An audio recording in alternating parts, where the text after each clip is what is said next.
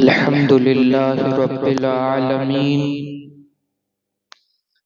والعاقبة للمتقين والصلاة والسلام على سيد الأنبياء والمرسلين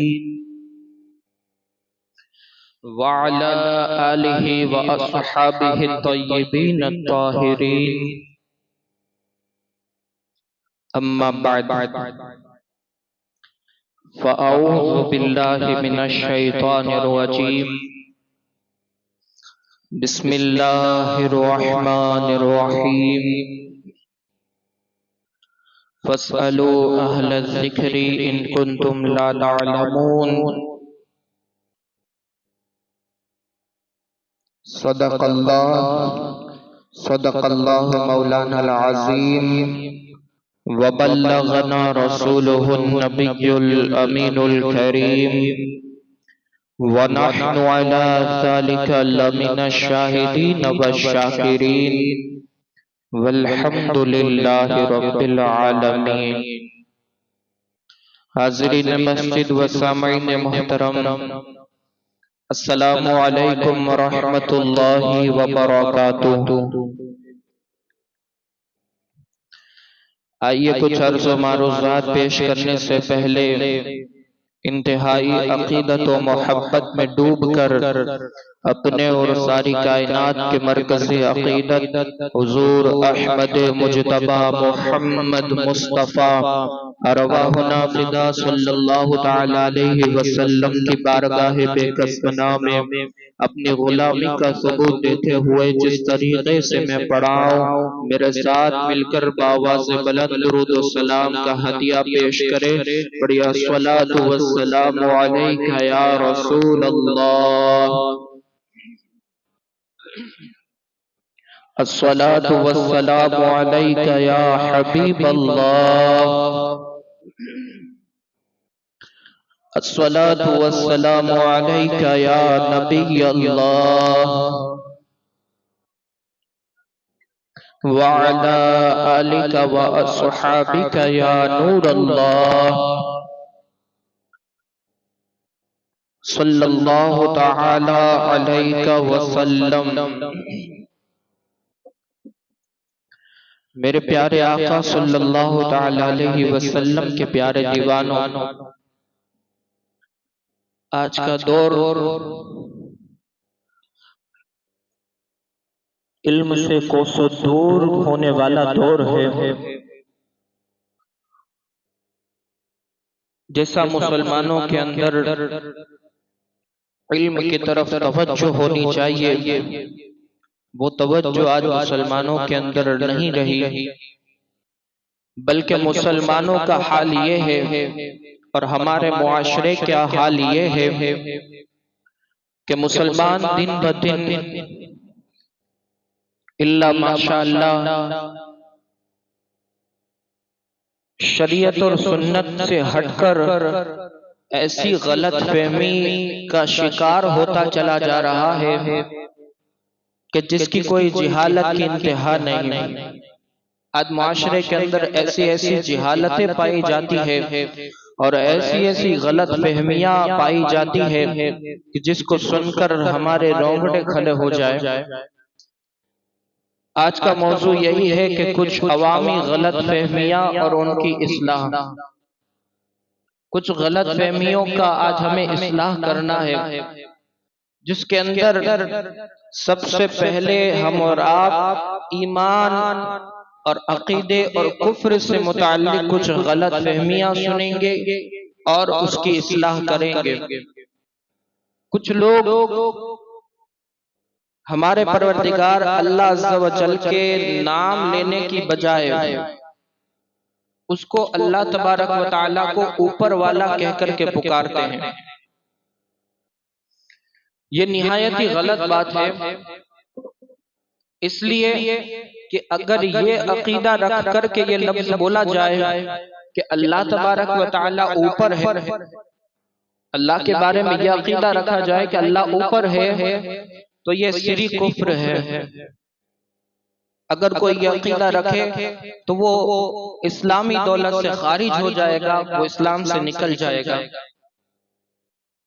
معاشرے کے اندر آئے دن لوگوں کی زبان سے یہ بات سنی جاتی ہے، جیسی اوپر والے کی مرضی، اوپر والا جیسا چاہے گا ویسا ہوگا۔ یہ اللہ تبارک و تعالیٰ کو جو آپ لوگ اوپر والا کہتے ہیں، اگر یہ عقیدہ رکھ کر کے اوپر والا کہتے ہیں کہ اللہ اوپر ہے، تب تو یہ کھلا کفر ہے، وہ کہنے والا مسلمان ہی نہیں رہے گا۔ کیونکہ اللہ کی ذات اوپر، آگے، نیچے، پیچھے، دائیں، بائیں، ان ساری چیزوں سے اللہ کی ذات پاک ہے۔ دائیں بائیں تمام سمتوں سے، ہر مکان سے، ہر زمان سے اللہ کی ذات پاک ہے۔ ان سب جہات یعنی سمتوں، پورب پچھم، اتر دکھن، اوپر نیچے، آگے پیچھے، زمان اور مکان کو پیدا کرنے والا خود اللہ تبارک و تعالی ہی ہے۔ تو اللہ تعالیٰ کے لیے یہ نہیں بولا جا سکتا کہ وہ اللہ اوپر ہے، یا نیچے ہے، یا پورب میں ہے، یا پچھم میں ہے، یا اتر میں ہے، یا دکھن میں ہے۔ اس کے لیے کوئی سمت مقرر کرنا، سمت یا جہاد مقرر کر دینا، یہ انتہائی غلط بات ہے۔ اللہ اس وقت بھی تھا جب یہ ساری سمتیں نہیں موجود تھی، کیونکہ بنانے والا، آگے بنانے والا، اوپر بنانے والا، نیچے بنانے والا، پیچھے بنانے والا، اتر کو بنانے والا، دکھن کو بنانے والا، پوری کائنات کو بنانے والا اللہ عز و جل ہے۔ تو اللہ تبارک و تعالیٰ کے بارے میں تو ہمارا یہ عقیدہ ہے کہ اللہ اس وقت بھی تھا جب یہ کائنات موجود نہیں تھی، جب کائنات کا وجود بھی نہیں ہوا تھا، اس وقت بھی اللہ موجود تھا۔ اور جب یہ ساری دنیا فنا ہو جائے گی، پوری کائنات فنا ہو جائے گی، کوئی ذرہ بھی باقی نہیں رہے گا، اس وقت بھی اگر کوئی ذات باقی رہے گی تو وہ اللہ عز و جل کی ذات ہے۔ تو پتا چلا کہ اللہ نے ساری سمتوں کو پیدا کیا، اور یہ اس وقت بھی تھا جب یہ ساری سمتیں نہیں ہوا کرتی تھی۔ تو اس لیے اللہ کو کسی سمت کے ساتھ مقرر کر دینا، اس کو کسی سمت کے اندر قید کر دینا، یہ ہم سنیوں کا عقیدہ نہیں ہے، اور اگر کوئی عقیدہ رکھے تو وہ کھلا کافر ہے۔ ہاں، اگر کوئی شخص اللہ تبارک و تعالیٰ کو اوپر والا اس خیال سے کہے کہ وہ سب سے بلند اور بالا ہے اور اس کا مرتبہ سب سے اوپر ہے، تو یہ کفر نہیں ہوگا، لیکن پھر بھی اللہ تبارک و تعالیٰ کے لیے ایسے الفاظ بولنا صحیح نہیں ہے کہ جن سے کفر کا شبہ پیدا ہو، کفر سے مشابہت پیدا ہو۔ ایسے الفاظ بھی اللہ کی شان کے اندر نہیں بولنے چاہیے، تو اس سے بھی بچنا ضروری ہے۔ اب کچھ لوگ اللہ تبارک و تعالیٰ کو اللہ کہنے کی بجائے صرف مالک کہتے ہیں کہ مالک نے جو چاہا تو ایسا ہو جائے گا، اگر مالک نے چاہا تو ایسا ہو جائے گا، یا مالک جو کرے گا وہ ہوگا۔ اس طرح کے بہت سے الفاظ بھی ہماری زبان سے عام طور پر نکلتے رہتے ہیں، یہ بھی اسلامی طریقہ نہیں ہے۔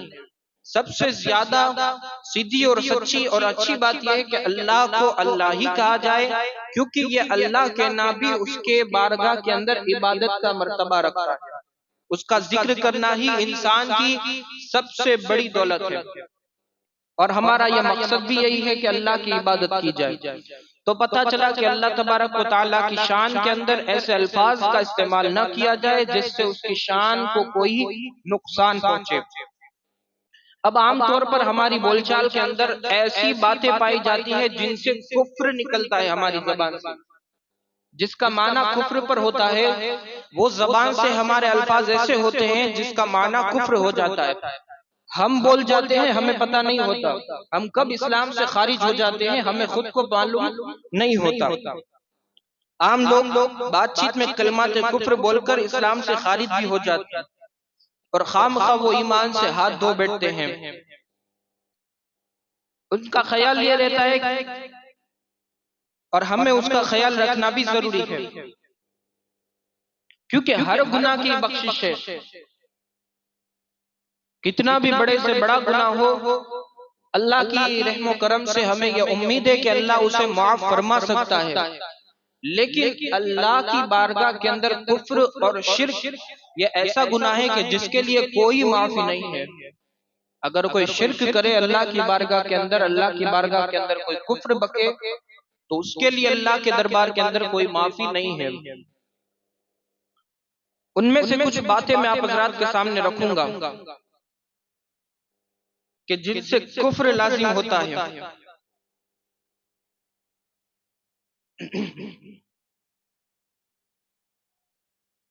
کچھ لوگ ہنسی مذاق کے طور پر بھی ایسی باتیں بک جاتے ہیں کہ جن کو خود اندازہ نہیں ہوتا کہ وہ لوگ کفر بک رہے ہیں۔ بعض لوگ خوش فہمی کا شکار ہوتے ہیں اور مذاقاً ایسی الفاظ کر دیتے ہیں کہ جن سے کفر ظاہر ہوتا ہے۔ یا تو سیاسی لوگ ہوتے ہیں جو لیڈر اور نیتا، وہ لوگ غیر مسلموں کو خوش کرنے کے لیے ایسے الفاظ بول جاتے ہیں جن سے کفر ہو جاتا ہے، اور وہ لوگ غیر اسلاموں کو، غیر مسلموں کو خوش بھی نہیں کر پاتے۔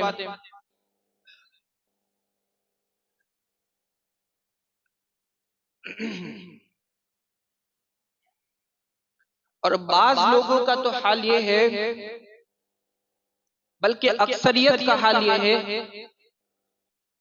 غیر مسلم آج ایسے ایسے فلمی گانے لانچ کر رہی ہے کہ جن کو سن کر یا جن کو بول کر ایک مسلمان، صحیح مسلمان نہیں رہتا، اسلام سے خارج ہو جاتا ہے۔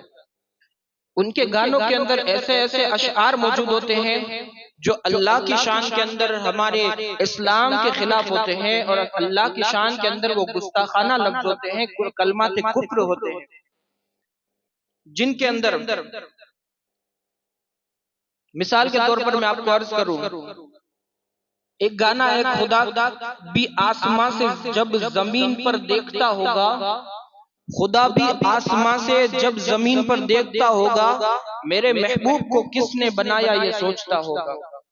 یہ ایک فلمی گانے کا، فلم کا ایک گانا ہے جس کا ایک یہ شعر ہے کہ خدا بھی آسمان سے زمین پر جب دیکھتا ہوگا، میرے محبوب کو کس نے بنایا یہ سوچتا ہوگا۔ آپ بخوبی اندازہ لگا سکتے ہیں کہ اس کے شعر کا معنی کیا ہو سکتا ہے، اس کا میننگ اور مفہوم کیا نکل سکتا ہے۔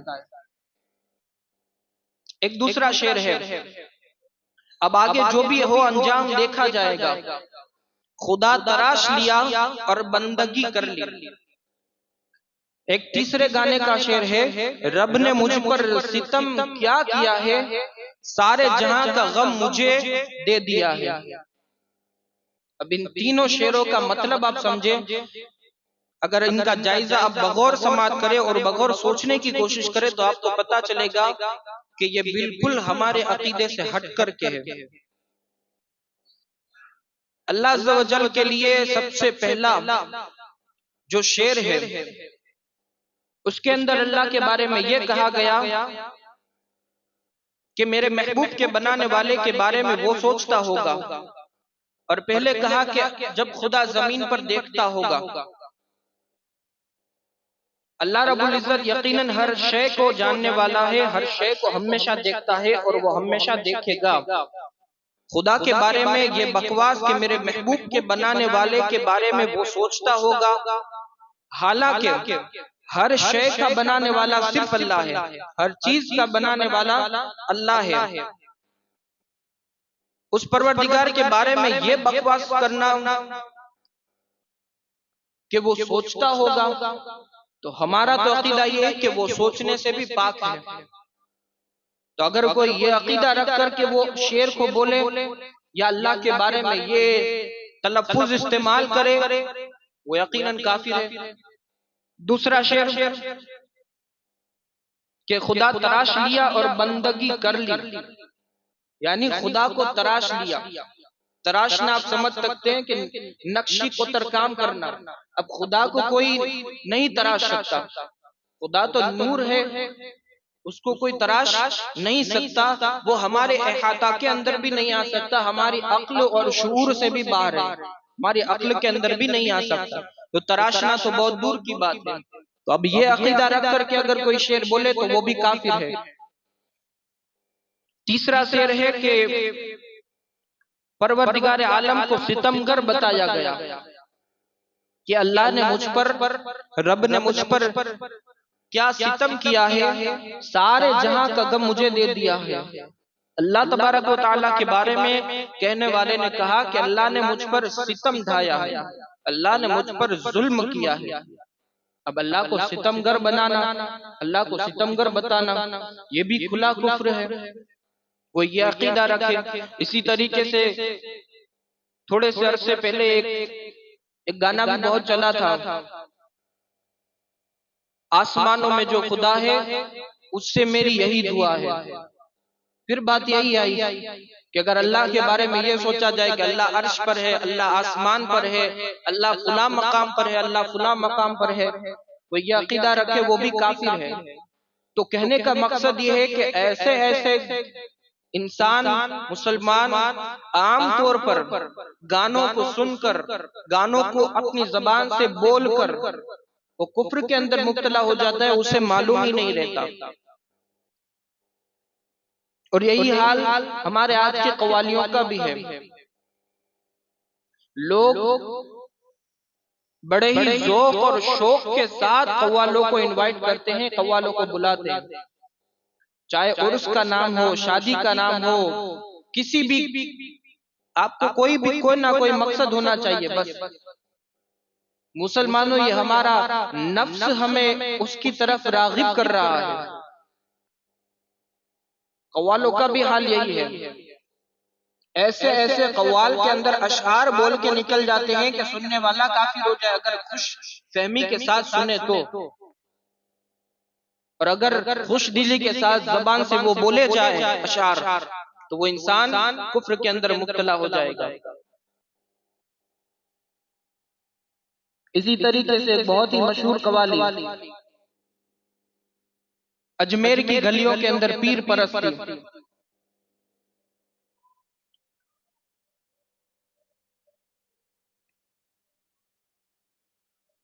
وہ پورا شعر تو مجھے بھی یاد نہیں ہے، صرف اتنا ورڈ یاد ہے، اجمیر کی گلیوں کے اندر پیر پرستی۔ آپ ذرا سوچیں اس کا مطلب کیا ہوتا ہے۔ پیر پرستی کا مطلب ہوتا ہے پیر کو پوجنا، پیر کی عبادت کرنا۔ اب آپ بخوبی اندازہ لگائے عبادت کس کی جاتی ہے، عبادت پوجنے کے لائق، عبادت کے لائق کون ہے؟ ہم کلمہ کس کا پڑھتے ہیں؟ ہم کہتے ہیں لا الہ الا اللہ محمد رسول اللہ، اللہ کے سوا کوئی معبود نہیں، یعنی عبادت کے لائق نہیں۔ ہم تو کھلے الفاظ کے ساتھ کہتے ہیں، ہمارا عقیدہ یہ ہے، ہم صبح اٹھ کر کلمہ پڑھتے ہیں، اللہ کے نام کا کلمہ پڑھتے ہیں، وہی ہم کہتے ہیں اجمیر کی گلیوں کے اندر پیر پرستی، اجمیر کی گلیوں میں ہم پیر کی پوجا کرتے ہیں۔ وہ قوال بھی ایسے ایسے ہوتے ہیں کہ جن کی کوئی جہالت کی انتہا نہیں، وہ صرف اپنا قافیہ اور ردیف ملانے کے لیے کچھ بھی بول کر نکل جاتے ہیں، سننے والے کو مزہ بھی آ رہا ہوتا ہے، وہ عشق کے اندر مچل رہے ہوتے ہیں، انہیں نہیں معلوم یہ شریعت سے ہٹ کر ہے، اسلام کے خلاف ہے۔ تو بہرحال یہ ساری باتیں آپ حضرات اپنے ذہن کے اندر رکھیں۔ اسی طریقے سے عوام کے اندر بہت ساری مشہور غلط فہمیاں ہیں جن کو ہمیں خود اصلاح کرنے کی ضرورت ہے۔ مثال کے طور پر ابھی امام جعفر صادق کے نام سے جو رجب کے کنڈے کیے جاتے ہیں، کنڈے کی نیاز کی جاتی ہے، اس کے اندر بھی قوم کے بارے میں نے غلط فہمی سنی کہ گھر کے اندر کھانے کے واندے پڑے ہیں، گھر کے اندر اس کے پاس مال و دولت ہے نہیں کہ وہ اپنا پیٹ کی آگ کو بجھا سکے، لیکن جب ماہ رجب کے اندر 22 رجب کو یا 15 رجب کو جب وہ امام جعفر صادق کی نیاز کا وقت ہوتا ہے، اس وقت وہ قرضہ لے کر کے ان کے نام سے نیاز دلاتا ہے۔ پتہ نہیں مشہور کیسی غلط فہمیاں ہو چکی ہے عوام کے اندر کہ جو چیز نفل ہے یا مستحب ہے اس کے بارے میں ان لوگوں نے عقیدہ کر لیا کہ یہ فرض ہے، نہیں کریں گے تو ہم لوگ گناہ کے اندر مبتلا ہوں گے۔ جس کے گھر کے کھانے کے واندے ہو، اس کے پاس کھانے کے لیے مال و سامان نہیں ہے، وہ کسی اور سے قرض لے کر ان کے نام سے نیاز دلا رہا ہے، بڑی بڑی نیازیں کر رہے ہیں۔ میں نیاز کا تو انکار نہیں کرتا، آپ کریں، لیکن یہ نفل ہے، نہ فرض نہ واجب، یہ کوئی فرض و واجب نہیں ہے۔ اسی طریقے سے ایک مشہور غلط فہمی سنی کہ جب کوئی انسان مر جاتا ہے، اس کا انتقال ہوتا ہے، تو یہاں کے الفاظ کے اندر اس کے ہر جمعرات کو جو پڑھا جاتا ہے اسے تبارک کہتے ہیں. تو تبارک کے بارے میں نے سنا کہ جب آخری تبارک ہوتی ہے اس کے نام سے وہ لوگ ایصال ثواب کے لیے برتن لوگوں کے اندر تقسیم کرتے ہیں. پتہ نہیں اللہ جانے یہ بات صحیح ہے یا غلط، جیسا میں نے سنا میں آپ کے سامنے رکھ رہا ہوں. تو لوگوں سے میں نے سنا کہ آخری تبارک کے اندر یعنی آخری ایصال ثواب جو جمعرات کو کیا جاتا ہے اس کے اندر برتن تقسیم کیے جاتے ہیں. اب جس کی جیسی پوزیشن ہے ایسی تقسیم کیے جائے برتن. کچھ لوگوں کا حال یہ ہوتا ہے اگر کسی نے پلاسٹک کے برتن تقسیم کیے، وہ فلاں نے دیکھا اس نے 2 پلاسٹک کے تقسیم کیے ہیں، اب میں اسٹیل کے برتن تقسیم کروں گا. اب اس نے اسٹیل کے برتن تقسیم کیے، اب میں پیتل کے برتن تقسیم کروں گا. یہ کیا ہے؟ آپ نے ان کو سمجھ کیا رکھا ہے؟ بہت ساری ایسی تو غلط فہمیاں ہمارے معاشرے کے اندر رائج ہے. مثال کے طور پر آخری بات کہہ کر عرض کروں کہ جب چھوٹا بچہ ہوتا ہے کچھ ماہ کا ہے یا کچھ سال کا ہے، اب اس بچے کو اس کی ماں کے گود کے اندر بٹھایا جائے یا باپ کے گود کے اندر بٹھایا جائے، اور اگر اس بچے نے اگر اس کی گود میں یا اس کے جسم پر اگر پیشاب کر دیا تو پتہ نہیں یہ خواتین کے اندر کس نے بات کو رائج کر دیا کہ اس کا پیشاب پاک ہے. ایک بات آپ کو بتائی کس نے؟ یہ شریعت آپ کے اوپر کس نے ڈالی کہ چھوٹے بچے کا پیشاب پاک ہے؟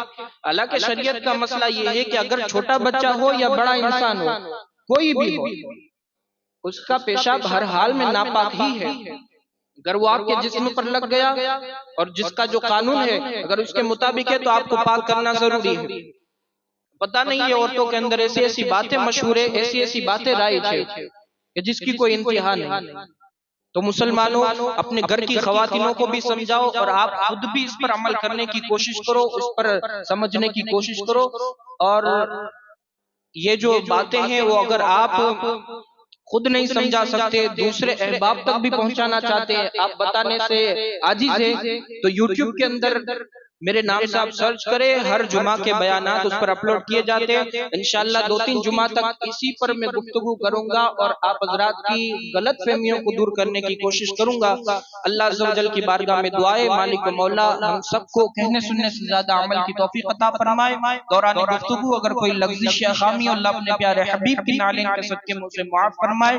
استغفر اللہ ربی من کل ذنب واتوب الیہ وما علینا الا البلاغ. السلام علیکم ورحمۃ اللہ وبرکاتہ.